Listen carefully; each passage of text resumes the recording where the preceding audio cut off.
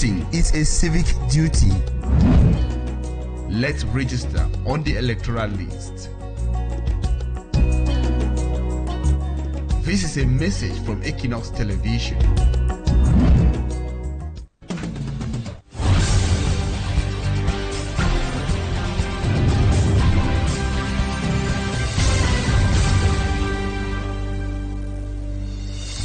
Good evening, ladies and gentlemen. Thank you so much for joining me on this edition of the 6 p.m. primetime newscast on Equinoxe Television. Our major stories tonight.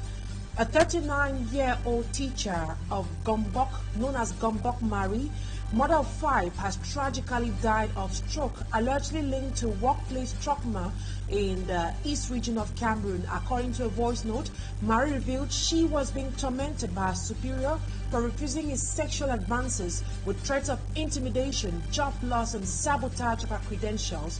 The Cameroon Teachers Trade Union condemned the incident while demanding for justice and protection of teachers from sexual harassment. Away from that, we'll tell you how a viral video showing a bus driver using his phone while driving has sparked widespread concern about road safety in Cameroon. With accidents on the rise, citizens are pointing accusing fingers at distracted drivers as a major contributor to the alarming rates of accidents. How safe are passengers on our highways? Let's find out in this news edition. Those are top stories tonight. The news in full energy.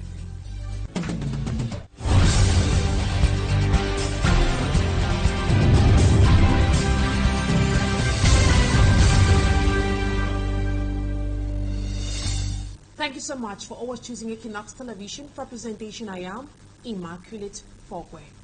We begin with this sad story. A 39-year-old woman, mother of 5 children, known as Gombok Mari, has reportedly died of stroke stemming from trauma in the east region of Cameroon. The teacher of government primary school Akok Makak disclosed in a video note in agony how she was being tormented by a hierarchy for not yielding to his sexual harassment.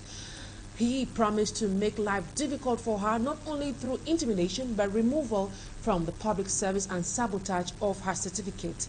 The Cameroon Teachers Trade Union, Sinecam, in a release, demand for justice and protection of leaders or teachers from sexual harassment. We have greater details with Innocent Aze. Gombok Mari, 39 years of age, teacher at government primary school Akok Maka in the East region, died from stroke on April 4. But her death seems to have deeper causes. According to testimonies, she was victim of constant sexual harassment in her school from her direct hierarchies. She encountered pressure, humiliation, and administrative injunction. In a shared voice note before her death, she recounted in distress her exhaustion, solitude, and feeling of abandonment. She lived in persecution, received threats and intimidation messages from her hierarchy to remove her from the public service. Everywhere she met him, he would sabotage her and block her documents. She could not confide in someone about all this because of mockery. She chose to bear the consequences. This pressure played on her health. She fell sick and was unable to buy drugs for herself due to lack of money. Her boss chose to trouble her than help.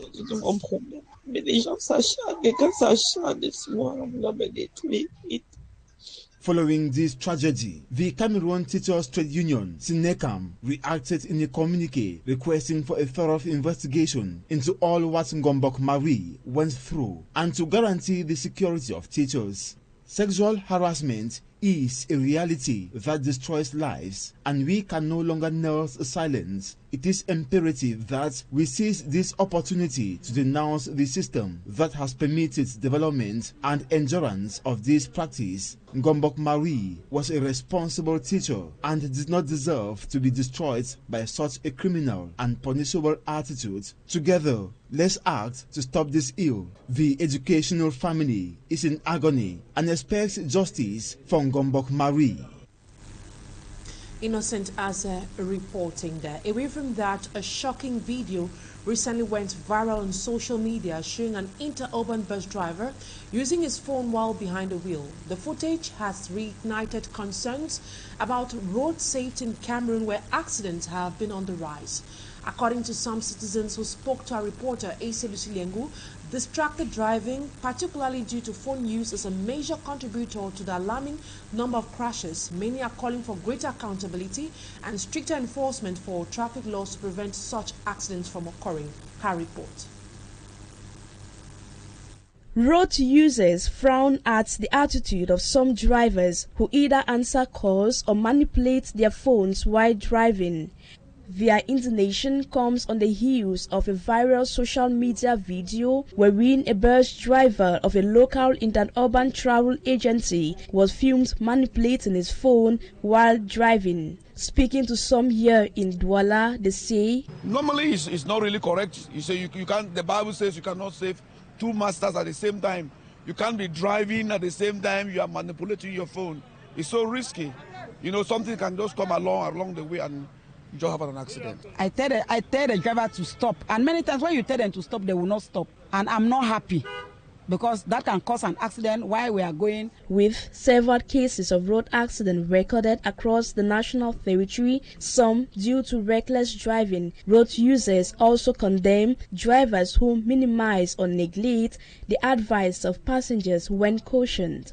Because many dangers that be for road because of our negligence and stubbornness. As road safety remains a critical issue in Cameroon, citizens call on the government to implement strategies to curb road accidents. Il faut qu'on sensibilise les chauffeurs. To some, sensitization campaigns are necessary to educate drivers on the importance of obeying traffic laws and the dangers of distracted and impaired driving. Le manque d'information, il faut les sensibiliser. If there's an officer on their way, seeing the driver answering a call and be driving the car, he has all the right to stop that car and punish the driver or to take the key so that when the next person will see that they have taken the key of a driver while answering call, he will not do that himself. Though impaired driving has been highlighted as one of the reasons for road accidents in Cameroon, the poor state of roads across the national territory is also a nightmare for road users. Traveling from Tombel to Nyandong village in western Bakosi in the southwest region of the country remains a veritable nightmare for road users because of the poor state of the road. Returning to Nyandong village after 7 years due to the Anglophone crisis, the divisional officer for Tombe, Nyam Leonard, has reassured the natives of Nyandong village about the imminent start of rehabilitation work on the stretch of road, which has hindered the smooth circulation of people and goods out of the village. Smajikan Gabriel takes us to this area. Though known as a village of hospitality, getting to Nyandong in western Bakosi of Kupe-Moninguba division, southwest region remains a serious problem because of its inaccessible roads. This is one of the economic center of cocoa. Cocoa production here is very high. Apart from cocoa, we have other things like we cultivate plantain here. We have palm farms. Red oil is sold in this village, but we cannot go out with it because of the bad route. The divisional officer of Tombel, who was returning to Nyandong village after 7 years due to the crisis, saw for himself the suffering of the people of Nyandong, but he asked the natives to be hopeful. I am sure that between now and November, the road which will no longer start from Konye, the road that will start from Bakole right up to Nyandong will go under construction. Because in 2018, this road was given on contract to each. And of course, because of the crisis, the contractor could not complete the road. And of course, that credit did not go. Apart from the problem of road, which is a major preoccupation, during the working visit of Yam Leonard to Nyandong, the natives forwarded some other difficulties they have in the village. We have a spotted network. If the government can make it possible that they give us a pole here that will communicate with the other administrators. We have water, but when that water was constructed, they told us that it has but a 25-year lifespan. Now, it has existed for about 35 years. So the water needs renovation. The chef also used the opportunity to send this message of appreciation to the natives of Nyandong village. With bare hands, they were able to stop terrorism. With their bare hands, they were able to change the tides of things. With their bare hands and with their ancestral prayers, the children changed their minds, understood that the only thing they can do for their community is to accept and embrace peace. That they did, and that is what we are living today. At the end of the walking visit to Yandong village, the population say they are hopeful that many of their problems will be resolved in the nearest future. And we stay in the southwest region, where the Muyuka Council has frowned at the non-payment of council royalties by some big companies within their municipality. This was during a council session in which they outlined the projects realized for 2024 and also strides made, especially in the domain of revenue collection. Rex Afon, our southwest correspondent, tells us more. During the first council session of the Muyuka Council for 2025, which held at the council's auditorium, one of the worries of the council's executive was the non-payment of the package due it by the My 29-based company. They don't care us, because they say that they have Godats in Yaoundé, so they don't care Muyuka Council. So last time my council said that we should mobilize and go and storm the supermarket so that the administration will come down and solve the problem. Several projects have also been realized by the council in 2024 within the municipality. Amongst these are the rehabilitation of farm-to-market roads, construction of classrooms, market shades and shops in markets within the municipality. It's a hard work. It's not by error. The field doing the real work, and today I show that the mayor is working. So I thank all the councillors who at least congratulated the mayor. So I'll give more effort. Though great strides have been made, especially with the slight increase in revenue collection last year, some areas within the municipality still remain inaccessible due to the ongoing socio-political crisis. The divisional officer for the Muyuka subdivision has called on councillors and the council to work harder so that the result for 2025 will be more appealing. Boya Chief Correspondent Rex Afon reporting there. The Douala Regional Military Hospital has launched its 5th edition of free medical and surgical consultations starting April 14, 2025.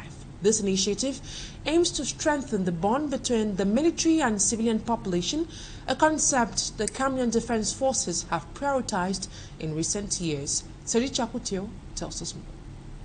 The Douala Regional Military Hospital wants to offer quality care to more than 2,500 people in precarious situations at the end of this week of Free Health campaign. The campaign is part of the effort to strengthen the Army-Nation bond. This concept has been dear to the Cameroonian Defense Forces in recent years. The first objective of this campaign, take care of our population. We are in a region where people who are coming from the insecure zone are. And I think we are empathic in front of them because they don't have where to live, they don't have money, they don't have many things. And if we can give them a solution concerning their health, I think it is important for them to be sure that they are healthy concerned. Several specialties are involved: ophthalmology, anesthesia, oncology, psychiatry, radiology, urology, and many more. While consultations are completely free, medical examinations, care and treatment are the patient's responsibility, with cost reduced by half. If they can move from their workplace or their home to the military hospital, we will take care of them by doing free of charge the consultation and by giving them the possibility to pay for half the price of all the examination or the paraclinic examination that will be given by the doctors, the different doctors that they will see. Albertine, a woman in her late 40s, has undergone all the necessary procedures. She is waiting for the specialty doctor to see her case. Je suis venue spécialement pour 2 problèmes. J'ai un mal de dos que je ne peux pas soulever. Même ma mamite à la maison, si elle est posée au sol, je ne peux pas la soulever. J'ai mal au dos. Et j'ai aussi à mon pied droit, j'ai les crampes qui font que si je fais une longue distance, les crampes là m'empêchent de marcher. An initiative welcomed by the inhabitants of Douala. Out of Cameroon, a district judge in the United States of America stopped the implementation of the Trump administration decision to deport some nationals to their country of origin. The decision concerns nationals from Cuba, Haiti, Venezuela, and more. Elsewhere, the diplomatic tensions between Algeria and France is worsening. France has ordered the expulsion of 12 Algerian diplomats. Femi Armstrong sent out a roundup of these stories. The decision from Paris comes within a series of incidents that have characterized relations between France and Algeria in the last 6 months. As the cracks deepens further, Paris recalled its ambassador to Algiers, ordering 12 Algerian diplomats to leave France. Algeria, earlier this week, expelled some 12 French officials after one of its consular staff was arrested over the kidnapping of a government critic living in Paris. President Emmanuel Macron's office called the move unjustified and incomprehensible. Observers have described the crisis as unprecedented since Algeria secured independence from France in 1962. The two countries have blamed each other for what Paris has called a sudden deterioration in our bilateral relations. Algerian Foreign Minister Sofiane Chaib said the latest fabricated spat was down due to the French Interior Minister Bruno Retailleau when relations had been in a phase of warming up between the two countries. Elsewhere in the United States of America, a U.S. District Court judge, Indira Taiwani, blocked the Trump administration from moving forward with its plans to terminate the legal status of migrants from Cuba, Haiti, Nicaragua, and Venezuela who entered the United States legally under a Biden-era program. The administration had warned those affected by its announcement that they will have to self-deport by April 4, 2025 or face arrest and deportation by federal immigration agents. Judge Taiwani suspended the deportation warning and prohibited officials from revoking the legal protection. The judge says those mass parole terminations could not happen without each case being reviewed, in the hope that such a strong legal review and decision is taken in the case of other foreign nationals like Cameroon. Observers say that there are reasons to stay positive. That report done by Femi Armstrong Sanda ends this first part of the news. Talking Point is up next.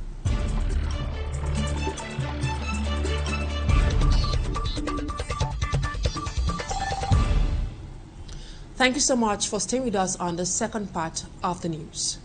The Trump administration has announced the termination of the Temporary Protected Status (TPS) for approximately 7,900 Cameroonians living in the United States of America.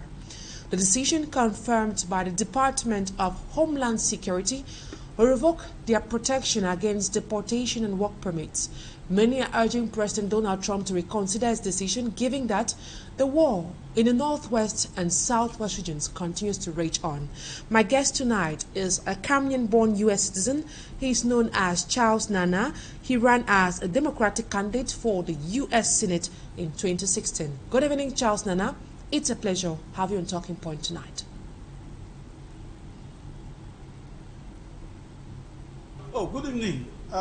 It's always a pleasure being in Cameroon, and not only in Cameroon, but being in your studios. So it's always an opportunity for me to exchange with you guys. Charles Nana, we'd like to get from you, why did the Trump administration decide to end the Temporary Protected Status (TPS) for Cameroonians, despite ongoing violence and instability in the country, that is in the northwest, southwest, far north, and also in the east region, which is currently being plagued by the attacks from Seleka rebels? It's a very interesting question. The first thing we need to do is first understand where President Trump is coming from. President Trump ran his campaign on the theme of his campaign was to deport undocumented immigrants in the United States. But however, after he won the elections, he did not only stop at undocumented immigrants, he wants to expand in the revocation of the legal status of certain individuals residing in America. In particular, those under the TPS, it's called Temporary Protective Services. So it allows citizens of foreign nationals who are in the United States to work and live in the United States because of either armed conflict in their home country, natural disaster, or some sort of extraordinary circumstances that makes certain countries qualify for those. With the armed conflict that we've been having in the northwest and southwest, I like to say provinces, or they call them now regions, Cameroon felt and was designated, was appropriately designated into that TPS status. So it's a special status granted to foreign nationals to be able to live, work, reside, and take care of their family in the United States without any issues. But now, let's go back to why Trump felt that that should be done. As I said before, Trump's entire theme in the elections was to deport undocumented immigrants. But after doing so, but what is the underlying theme, underlying reason why Trump is doing those? Trump has openly and in every way wants the deportation or the reduction of black and browns in the United States. When I say black and browns, I mean Africans, Latinos, and Arabs. And that is why for him it's very important that you reduce that core democratic voting bloc, individuals that maybe sometime in the future would vote majority Democratic to be returned to their home country.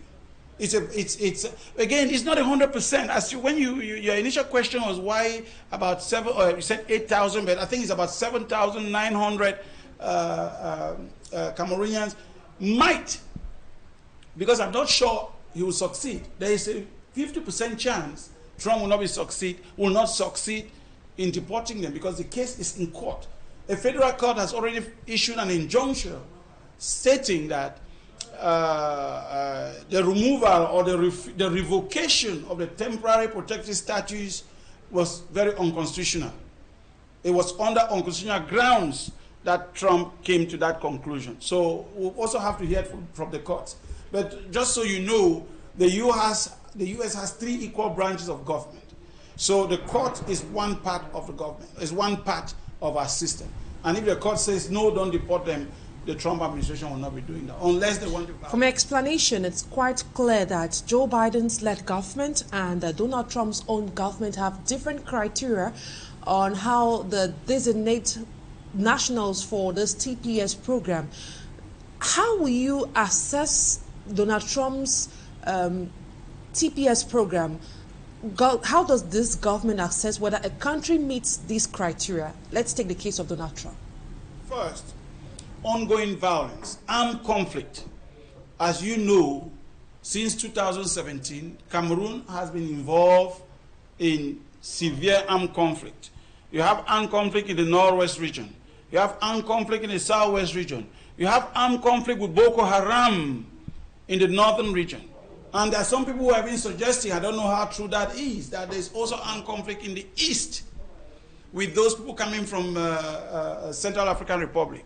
So that is one of the main criteria. The second criteria to be considered for TPS is natural disaster. Places like Afghanistan, they were designated because there were a lot of natural disasters in those parts of the world. So some of those were admitted under that status in the United States. The third and last criteria they said other extraordinary circumstances. So political instability, economic meltdown. And as I'm sure as you can agree with me, all of those criteria, Cameroon wears them very well. And actually it suits Cameroon's current situation very well. We hear that some Cameroonians covered by the TPS will not be directly deported after the termination of the TPS because they are covered by some other programs, for example, pending asylum cases. How factual is this? And can you please explain further on this glimpse of hope? Yes, that's what I said. Let's stay with the TPS. The TPS is a humanitarian program. But in the United States, there are so many other programs. So if you fall under the TPS because you apply for it and you get considered, you're being protected. But in the meantime, there are other programs that you wear the vest or you suit that program, you apply for those programs as well. So if the government comes today, just like someone comes here and says he wants to go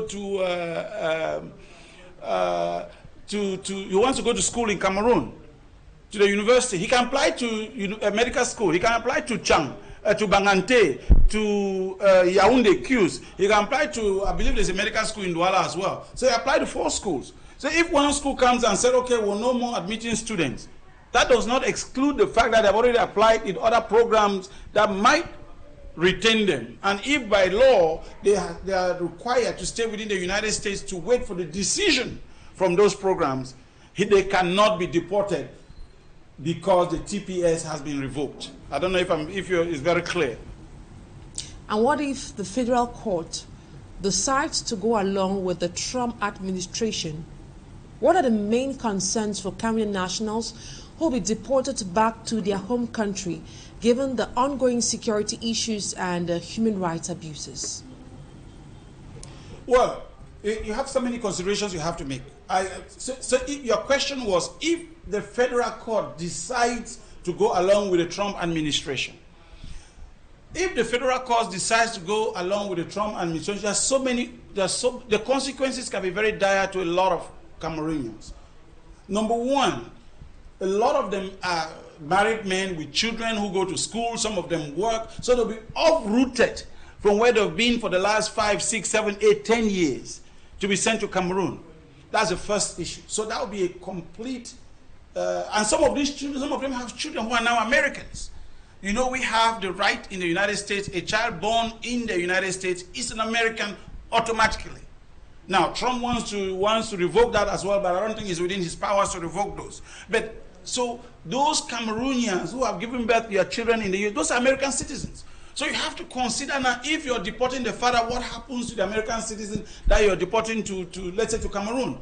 Number two, these are people, a good number of them left Cameroon because they feel that their lives were threatened or they were involved in some separatist fight with the government. Bringing them now back to Cameroon is automatically, we know it's automatically jailed, right? They'll be going to prison or something will happen. Something that we don't know will happen. So I think what some of the congressmen are doing is trying to get the Trump administration to consider different variables and ensure they don't deport them. But if they deport them to Cameroon, it will be very difficult for a lot of them. Don't forget, a lot of them some of them or a lot of them were instigators, or some of them were even involved in real fighting. So if they find themselves in Cameroon, I don't think it will be good. But that's really a betrayal of American humanitarian, of our values, our moral values.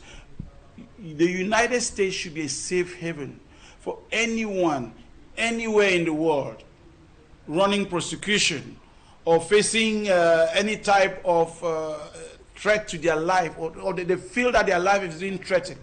For Americans to turn around and send them home, where we know we have at least, even if we have just 1% suspicion that they will get home and they'll be prosecuted, I think it's a mistake for us to send them back to their home. And are there any support systems put in place for Cameroon nationals who may be facing deportation? Oh, absolutely. We do have a lot of those, as I said, and I'm one of those working very hard behind the scene to see how we can make sure that the courts stop this move that Donald Trump is doing. As I stated before, Donald Trump wanted to remove undocumented immigrants. Now he is going after legal immigrants and even U.S. citizens. One of the reports that came out, I believe, is last week or 2 weeks ago, that he's considering looking at ways in which Americans who have committed an offense should be deported to some country somewhere. So there's a lot of mechanism on the ground. Most of these Cameroonians, I just hope that they can seek help at the right places. But the first place is within the courts. Because once it gets into the federal courts will do what they have to do, so that they don't send someone who is fleeing who has said officially that they're fleeing from prosecution from Cameroon, to send them back to Cameroon to be prosecuted. Charles Nana, thank you so much for accepting my invitation on Talking Point tonight. Thank you very much. It's always a pleasure to be within your four walls. And if there's anything I can do to help, please don't hesitate to give us a call, and we'll make sure we add our own 2 cents into the debate, the political debate. Thank you. And that's it for today's edition of the 6 p.m. primetime newscast on Equinoxe Television. Thank you, ladies and gentlemen, for your keen attention. Stay in the company of Serge Alain Otu and his guest, which the program Equinoxe, which comes up at exactly 7 p.m. From us to you over there, have a wonderful evening. Bye-bye for now.